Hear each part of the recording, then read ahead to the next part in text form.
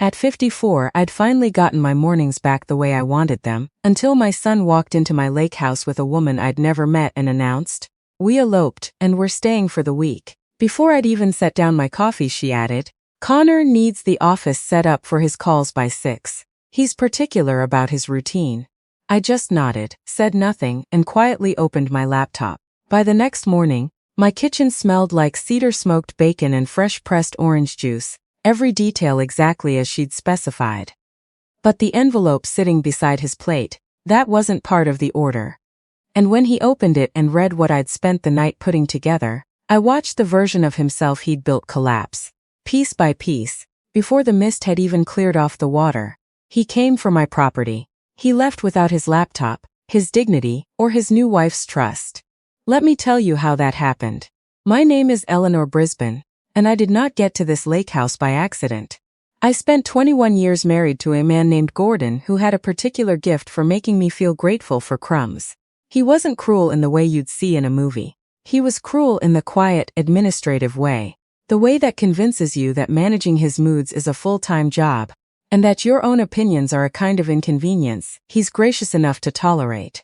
When we divorced 6 years ago, I came out of it with half of nothing, and twice the clarity I'd ever had in my life. I went back to school at 48, finished a certificate in property management, and within 2 years I was running short-term rentals for half the cottages on this stretch of the Kawarthas.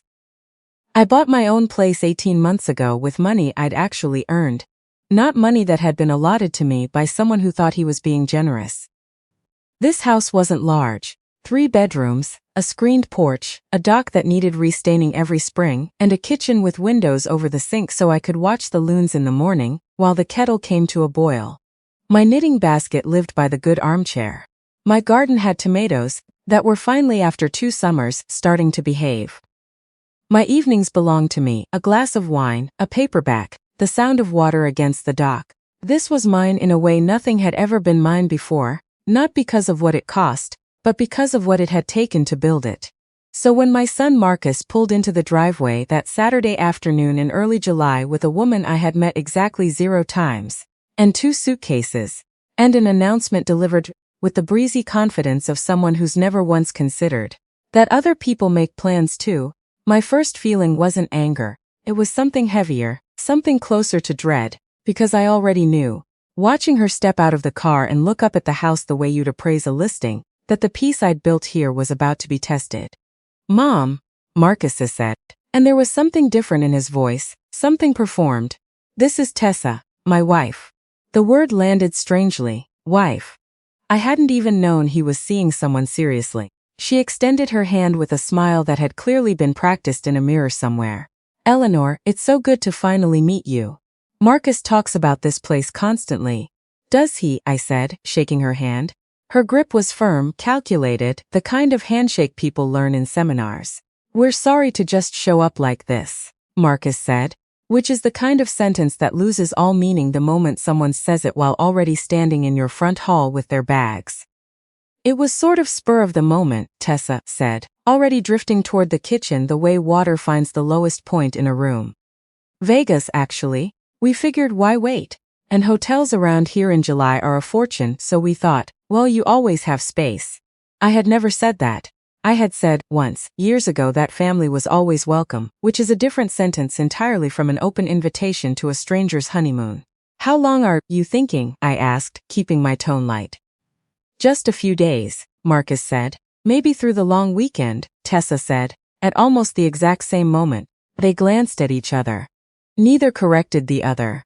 "We haven't totally locked it down," she said, with the easy certainty of a woman who has never once had to lock anything down in her life. "Of course," I said. "Let me make up the spare room." As I led them down the hall, I caught Tessa's eyes moving across the place the way a person's eyes move when they're not admiring, they're assessing. Along the timber beams, across the wood stove, over the dock visible through the back windows. "This is gorgeous," she said, and she meant it, but not the way a guest means it. She meant it the way someone means it when they're doing rough math in their head. I noticed. I didn't say anything yet. That evening, while Marcus and Tessa walked down to the water, I changed the sheets in the spare room, and sat with the feeling that had settled into my chest like a stone, dropped into deep water. It wasn't only the unannounced arrival, though that stung plenty. Marcus had never been like this, impulsive maybe. A little soft, easily led. But never inconsiderate in this particular way. This felt like something new, something that had Tessa's fingerprints on it. By dinner, I had my first real piece of evidence. Marcus stepped out onto the porch to take a call, and Tessa poured herself a glass of my good Renette, without asking, and settled into my reading chair like she'd already decided it was hers. "Eleanor," she said, "can I be honest with you about something?" Here it comes, I thought. Marcus and I care about you so much. She swirled the wine like she'd seen it done somewhere. "And we've been talking. You're out here alone all summer, which is fine now, but what happens if something happens? A fall on the dock. A bad winter. You're not exactly close to a hospital." I watched her face. This had been rehearsed, every beat of it. "We think it might be smart to look at something more manageable. A condo in town maybe. Closer to amenities. Closer to people." I set down my fork. "And the house? Well." She chose her words the way you'd choose stones to cross a creek, carefully, one at a time. "Marcus mentioned that I have some background in property investment. A place like this on the water, properly developed, could generate serious income. Especially with the short-term rental market the way it is right now." The stone in my chest turned to ice. Properly developed. By her. Marcus came back in right on cue, his charming smile fully reloaded like he'd practiced that too. "Mom, I hope Tessa mentioned that all we care about here is you being looked after." "She did," I said. "The lakefront market up here is unreal right now," he said. "Tessa's worked with a firm out of Toronto. They specialize in exactly this kind of transition. You wouldn't have to deal with any of the headache." "The headache, right. The headache being the sale price, the managed fees, the monthly payments that would somehow always be running a little behind." "That's very thoughtful of you both," I said, in a tone that sounded like gratitude and meant absolutely none of it. "I'll think about it." Marcus relaxed. Tessa smiled into her wine. Neither of them noticed I hadn't agreed to a single word of it. The next morning was when I understood exactly what I was dealing with. I was standing at the counter making coffee for 3, when Tessa delivered the line that would define the rest of the week. She didn't even look up from her phone. "Eleanor, I think we should talk about expectations while we're here." Marcus was at the kitchen table with his laptop open, reading something on his screen with the particular intensity of a man who wants to look busy. He'd been doing that since breakfast the day before. My kitchen table had become his desk. My house had become his backdrop. "What kind of expectations?" I asked. "Marcus needs a really specific environment in the mornings. He's got early calls with the Calgary office, and he does better with quiet and good food in him before he starts. Since you're always up early anyway, and you love to cook, I cook for myself," I said pleasantly. "Right, of course, but it's not much extra, is it? Just something ready by 6. I kept my face neutral. 6 in the morning. She wanted me up at 5 to prepare a proper breakfast for my own son, sure, but also functionally for a woman I had known for 19 hours, in my own house, that she was actively trying to take from me. Marcus glanced up from his laptop with that same rehearsed sincerity. "Mom, we'd really appreciate it. You're so good at this stuff." So good at this stuff. As though running my own kitchen, in my own home, was a talent I should be proud to perform on request. 6. I said. "I'll have it ready." Tessa beamed like she'd won something. She had no idea, not the faintest idea, what she had just signed up to receive. They drove into town that afternoon, ostensibly for groceries, though I later found out they'd also stopped by a real estate office on the main street to ask about lakefront comparables. I stayed home, and I did what any woman who has spent 21 years learning to read the things people don't say out loud would do. I opened my laptop. Tessa Caldwell, boutique property consultant. According to her own website, which had been registered 8 months earlier. The firm out of Toronto Marcus had mentioned turned out to be a numbered company, one of 3 she'd had registered in the past 2 years. 2 had already been dissolved. The third, Caldwell Lakeside Holdings, was still active barely. The second thing I found was a half-finished condo conversion outside Barrie, currently tied up in a builder's lien dispute. Contractors unpaid.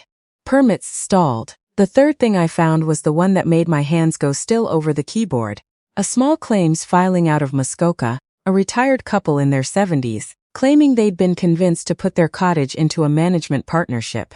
that promised steady rental income and instead delivered late payments, missing statements, and eventually no contact at all. The numbered company named in the filing matched one of Tessa's dissolved corporations. I sat with that for a long moment. Then I kept going. Tessa had been married once before, briefly, to a man named Patrick Doherty, a building contractor in Barrie. Their marriage had lasted 14 months. His small renovation business, which had a strong reputation in Simcoe County, had gone under within a year of the divorce. Right around the time several deposits from clients seemed to have gone missing. I found him through a trade association directory. I sent him a short, careful message. Then I called the couple from the Muskoka filing. Their names were Harold and Joan Pemberton. Harold was 78. He'd built that cottage with his own hands in 1974. He answered on the third ring. His voice slow with age but sharp with something else, the particular sharpness of someone who has been waiting a long time to be believed.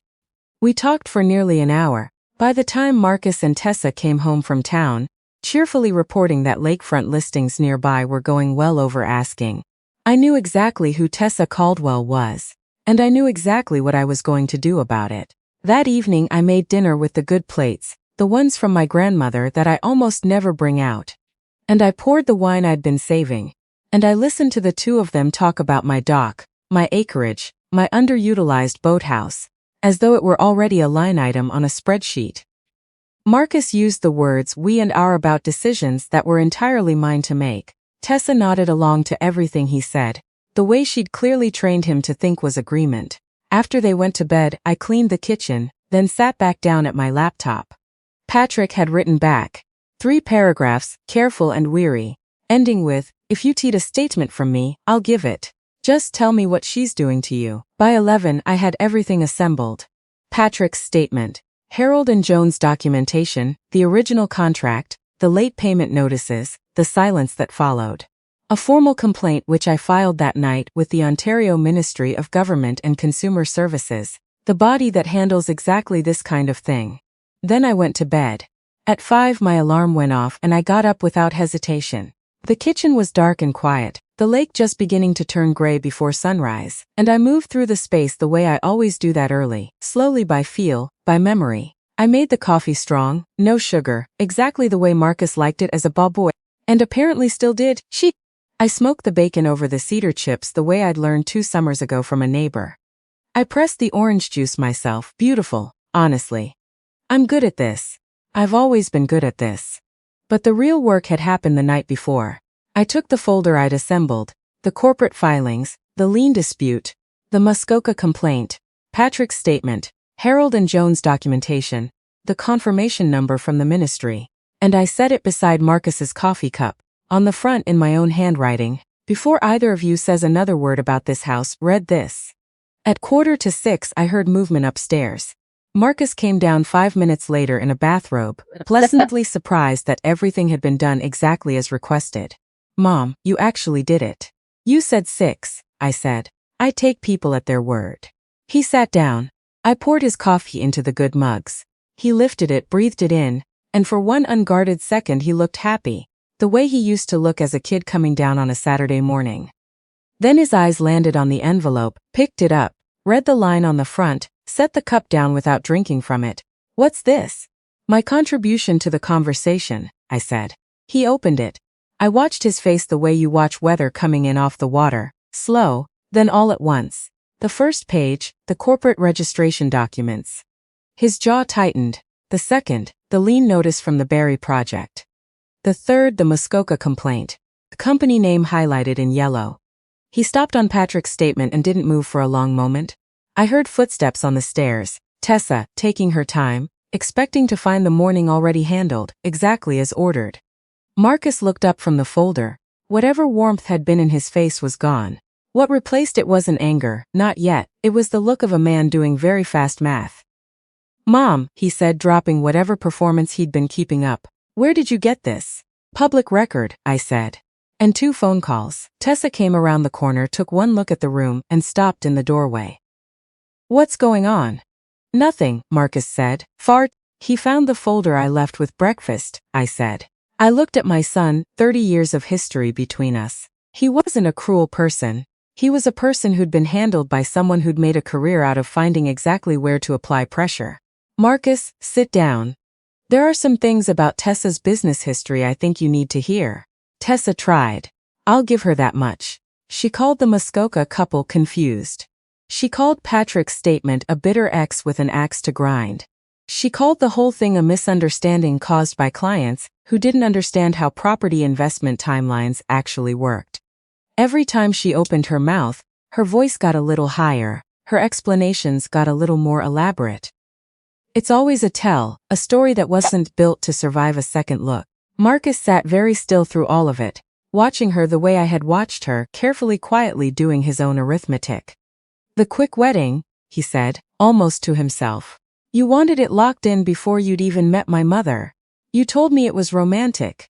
You said let's not wait, but you knew about this place before you knew her name, didn't you? I told you about it on our second date and you said, lakefront in the Kawarthas, that's not nothing. The room went very quiet. Tessa stood up. She'd stopped calculating. She'd moved into damage control. There's clearly been a serious miscommunication here, she said, in the voice of a woman who has said that exact sentence more than once before. I filed a complaint with the ministry yesterday, I said. That stopped her cold. It includes the Pemberton's documentation, Patrick's statement, and a description of the pattern across all three of your numbered companies. They were already looking into your file before I called. I just gave them more to work with. Tessa's face moved through several expressions in a short span of time. Then she turned and went upstairs. We could hear her up there, drawers, a closet door, a zipper. She was down and gone in under 15 minutes, suitcase in hand, the charm completely switched off out the door without a word to either of us, which was honestly the most truthful thing she'd done since she arrived. She also left her phone on the counter, screen lit up, buzzing. A name came up on it that I recognized. Joan Pemberton, I answered. Tessa? This is Eleanor Brisbane, I said. Joan, I think some investigators may have reached out to you recently. A pause. Then, they called yesterday afternoon. Said someone had filed a new complaint. That was me, I said. Another pause, longers this time. Then Joan Pemberton, 76 years old, who had lost 2 years of rental income and a great deal of sleep to a woman who specialized in making theft look like opportunity, said something I won't forget. Thank you, she said. Harold's been saying for 2 years that nobody would ever believe us. I held the phone a little tighter. I believed you the second we talked, I said. When I hung up, Marcus was watching me from the table, his eyes red. She told me she loved me, he said. I know. She always seemed so sure about everything. I liked that. I liked not having to be the one figuring things out for once. I know that too, I said, because I spent 21 years exactly like that. I sat down across from him. Marcus, I need to ask you something and I need an honest answer. Did you know any part of you? He held my gaze a long time before he answered. No, he said finally. But I think there's a difference between not knowing and not wanting to look too closely. And I wasn't looking too closely. It was the most honest sentence he'd said to me in years. Okay, I said. Then we figure out what's next. The ministry called me 3 days later. Tessa Caldwell's file had been escalated. Her most recent activity connected to a pattern investigators had apparently been building for over a year. The Pembertons' case was being formally reopened. Patrick's statement was entered into the record. A lawyer I consulted, just to be thorough, confirmed that if I'd agreed to even the early stages of what Tessa proposed, I would have signed over effective control of my property to a numbered company, with almost no legal recourse for me to get it back. I would have been the next Joan Pemberton, except I wasn't, because nobody who has spent 2 years rebuilding a life from nothing hands the keys to it to a stranger just because that stranger says she knows better. Marcus stayed another week and a half, not as a guest expecting service, but as my son. Figuring out what came next, he split wood. He fixed the loose board on the dock that had been bothering me all summer. He took long walks alone along the shoreline. He never once mentioned what I should do with my own property. On his last morning, he sat with me on the porch and watched the mist burn off the water. I'm going to talk to a lawyer, he said, about the marriage, and I think I need some time before I trust anyone that completely again. That's the right call, I said. Both parts of it. He looked over at me sideways. You knew something was off the second we pulled in, didn't you? I thought back to that Saturday, the suitcases, Tessa's eyes moving across the house like she was taking measurements. I knew something felt wrong, I said. I needed a day to figure out what it was. And then you just made breakfast. I made exactly what was asked for, I said. I always do. He looked back out at the water. Mom, he said quietly. I'm sorry. I know, I said, and I love you. Both things are true at the same time. That envelope, those pages I set down next to Marcus's coffee at 6 in the morning, cost me nothing more than an afternoon online and one focused night. What it protected was everything. Not just the house, though the house is mine, and I intend to grow old in it, watching the loons come back every spring whether anyone approves of that plan or not. What it protected was something harder to put a price on. The simple fact that I'm not a problem to be managed. I'm 54. I live alone by choice. I cook for myself because I like to. I let my tomatoes sprawl wherever they want. And I read on the dock until the bugs chase me in. And that's a life I built with my own 2 hands and my own decisions. And no smiling stranger with a numbered company and a rehearsed sentence about my safety is going to take it from me without a fight. Harold and Joan have a hearing date now. Patrick's statement is part of the official file. And I have my mornings back, my dock back, my quiet back. Some people will tell you that once you reach a certain age, the world starts making decisions for you. That people stop asking what you want and start informing you of what you need. That a confident voice and a tidy proposal can read a woman living alone as an opportunity rather than a person. What I'd say to that, to anyone watching this who knows exactly the feeling I'm describing, is simple. Let them come with their folders and their concerns and their plans for your own good. You can have a folder too, and yours will be better researched.